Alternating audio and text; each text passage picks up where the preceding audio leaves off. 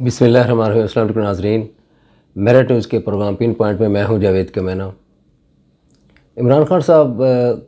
گزشتہ جلسوں کے اندر شہید ذوالفقار علی بھٹو کی ہمیشہ تعریف کرتے تھے اور یہ کہا کرتے تھے کہ وہ ایک خوددار لیڈر تھے اور پاکستان کی خارجہ پالیسی ان کے دور میں بہت ہی اچھی تھی، بہت شاندار تھی۔ لیکن کل جو ان کا لانگ مارچ ہے اس کے اندر انہوں نے جو تقریر کی ہے اس میں شہید ذوالفقار علی بھٹو کے اوپر بڑی تنقید کی اور یہ کہا کہ میں کسی فوجی آمر کی نرسری سے پروان چڑھ کر نہیں آیا یا کسی کی گود میں بیٹھ کر نہیں آیا، اور ساتھ یہ ریفرنس دیا کہ جیسے ذوالفقار علی بھٹو شہید جو تھے انہوں نے جنرل ایوب کی ہاتھ پر بیعت کی اور ان کو ڈیڈی کہا کرتے تھے، میں نے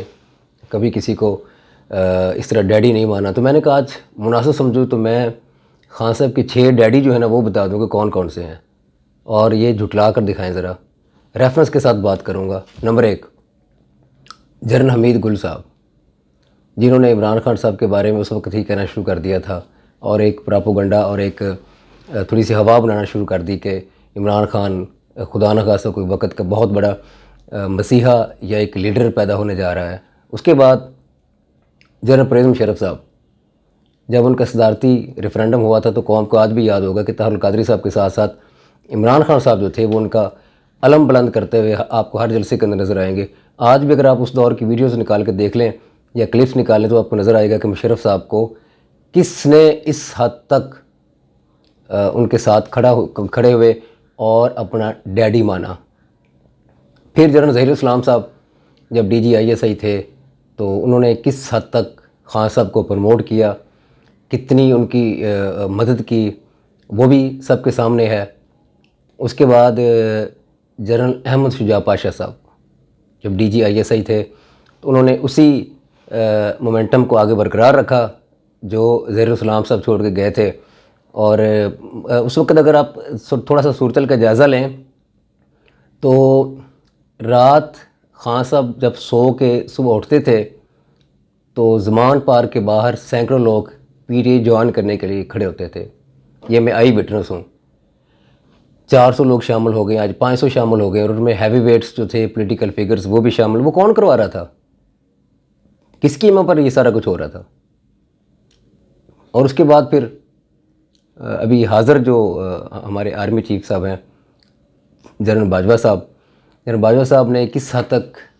ان کی سپورٹ کی، ان کی مدد کی، بلکہ انگلی پکڑ کر چلایا۔ انگلی پکڑ کر کیسے چلایا؟ اور کل وزیر اعظم شہباز شریف صاحب نے بھی یہ گلہ کیا کہ ان کو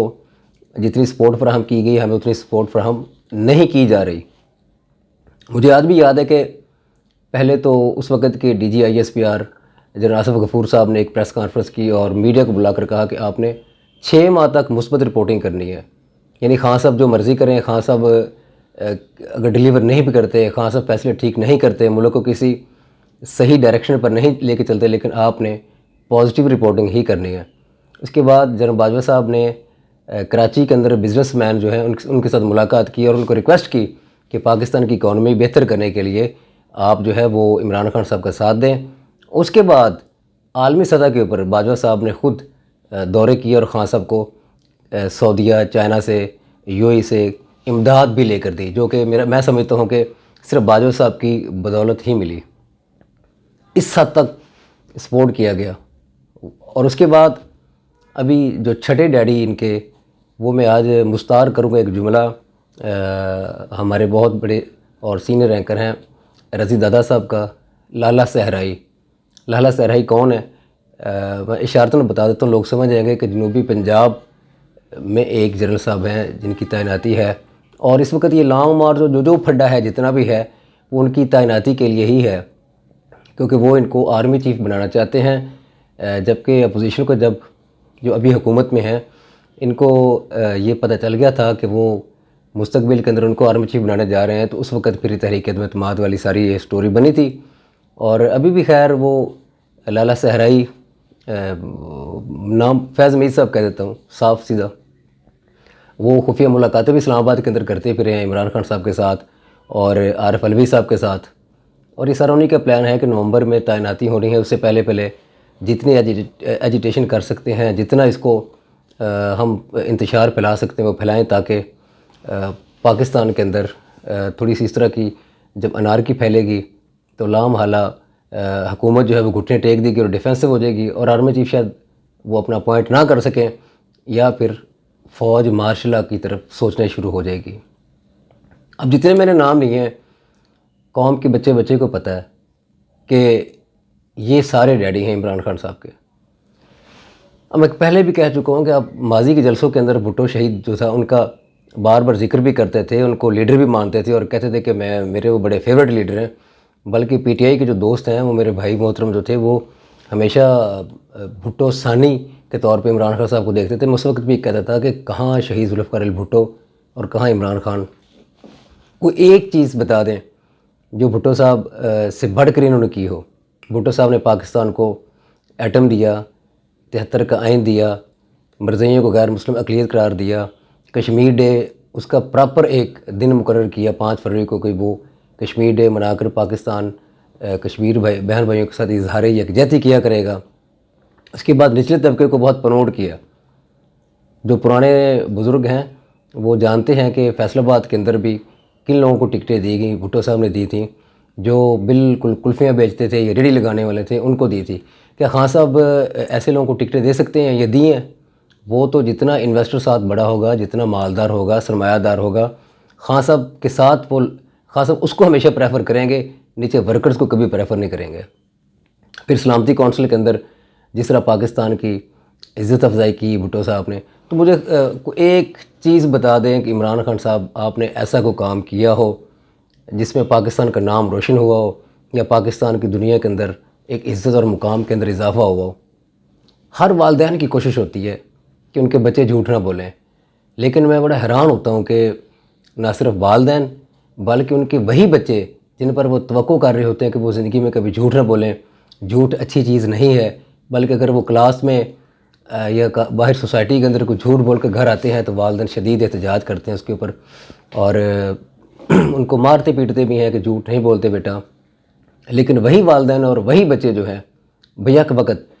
یہ دونوں کیٹیگریز جو ہیں وہ خان صاحب کے ہر جھوٹ پر یقین کرتی ہیں، اور خان صاحب جتنی صفائی کے ساتھ جھوٹ بولتے ہیں اور اس پر پھر ڈٹے رہتے ہیں۔ ایک مثال کل کی دوں گا۔ کل انہوں نے جواب دیا وزیر اعظم شہباز شریف صاحب کی ایک بات کا۔ پرسوں ہفتے کے روز شہباز شریف صاحب نے یہ دعویٰ کیا کہ ہماری ایک مشترکہ کاروباری شخصیت تھی جن کے ہاتھ عمران خان صاحب نے پیغام دیے تھے کہ 3 نام آپ بھیجے آرمی چیف کے، 3 میں بھیجتا ہوں، تو ہم مل کر آرمی چیف جو ہے وہ ایک اپوائنٹ کر لیتے ہیں۔ شہباز شریف صاحب نے کہا کہ میں نے انکار کر دیا اور کہا کہ یہ صرف جو وزیر اعظم ہوں گے پاکستان کے، وہ شہباز شریف صاحب ہیں، یہ کوئی بھی ہو، یہ صرف ان کا آئینی حق ہے اور وہ خود آئینی حق کو استعمال کریں گے۔ اس کے بعد انہوں نے کہا تھا میثاق جمہوریت یا میثاق معیشت کے اوپر اگر آپ آنا چاہتے ہیں تو ہم آپ کے ساتھ مذاکرات کے لیے تیار ہیں۔ الیکشن کے اوپر جو حکومت کا پہلے دن ایک تھا موقف، آج بھی وہی ہے کہ وہ اپنا آئینی مدت جو ہے اپنا وہ پوری کرے گی۔ اس میں بلیک میلنگ میں آ کے لانگ مارچ یا تھریٹ کے ساتھ یا زور زبردستی کے ساتھ الیکشن کی ڈیٹ پہلے اناؤنس نہیں کی جائے گی۔ اس کے جواب میں آگے سے کل عمران خان صاحب نے یہ کہہ دیا کہ جی وہ جھوٹ پہ مبنی ہے، اور شہباز شریف بوٹ پالش کرنے والے سے میں بات کیوں کروں گا، میں تو ان سے بات کروں گا جن کے اشاروں پہ تم چلتے ہو۔ کچھ دن پہلے عمران خان صاحب خود بیان دے چکے ہیں کہ میری حکومت تو برائے نام تھی، اصل حکومت کسی اور کی تھی۔ اس کا مطلب ہے کہ آپ خود بھی اشاروں پہ چلتے تھے۔ اچھا، یہ ساری باتیں جو ہے وہ ساتھ ساتھ ہر بات کے اندر جھوٹ، ہر بات کے اندر غلط بیانی، اور ہمیں رشک آتا ہے یقین کریں کہ خان صاحب اتنی صفائی کے ساتھ جھوٹ بولتے ہیں اور قوم ان کے جھوٹ کو بائے کر رہی ہے، ان کی پاپولرٹی میں اضافہ ہوا ہے، بجائے اس کے کہ وہ اس چیز کے اوپر نوٹس لیں، عوام دیکھیں کہ انہوں نے ہمیشہ جھوٹ کا سہارا لیا ہے، اور اتنے 6 ڈیڈی جو میں نے بتائے ہیں ان کے سہارے پر یہ